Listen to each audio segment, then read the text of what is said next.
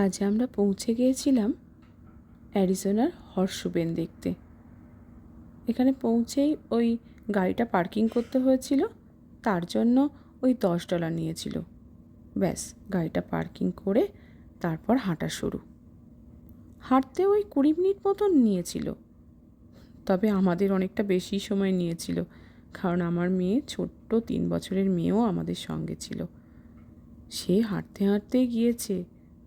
আমাদের তো শুধুই ভয় হচ্ছিল যে এই না বলে বসে, মামা কোলে নাও। এই যে আমরা হাঁটতে হাঁটতে অবশেষে পৌঁছে গেলাম অশ্বক্ষুর আকৃতির হ্রদ দেখতে। এই যে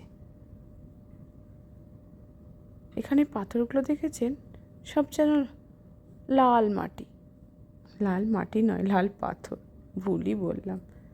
এখানে সেফটিরও ব্যবস্থা আছে খুব সুন্দর করে। আর এই যে একজন কি অপূর্ব সুন্দর বাঁশি বাজাচ্ছে।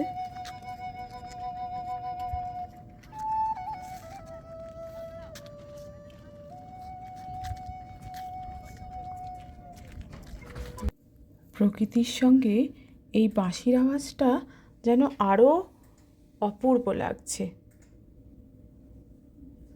এই যে এতদিন না আমি শুধু বইতেই অশ্বক্ষুর আকৃতির হ্রদ পড়েছি আর ছবিও দেখেছি, নিজে চোখে কখনো অশ্বক্ষুর আকৃতির হ্রদ দেখার সৌভাগ্য হয়নি।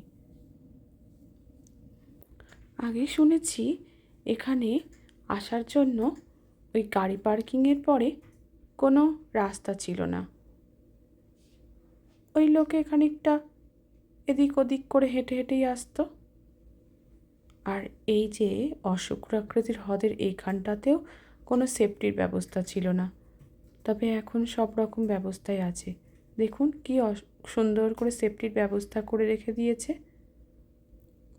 আর চারপাশটা দেখেছেন কি অপূর্ব সুন্দর।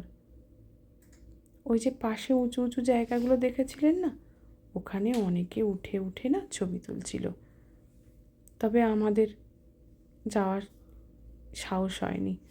আমাদের সঙ্গে ছোট্ট বাচ্চা ছিল, যেখানে সেফটি ছিল আমরা সেখানে দাঁড়িয়েই দেখেছি।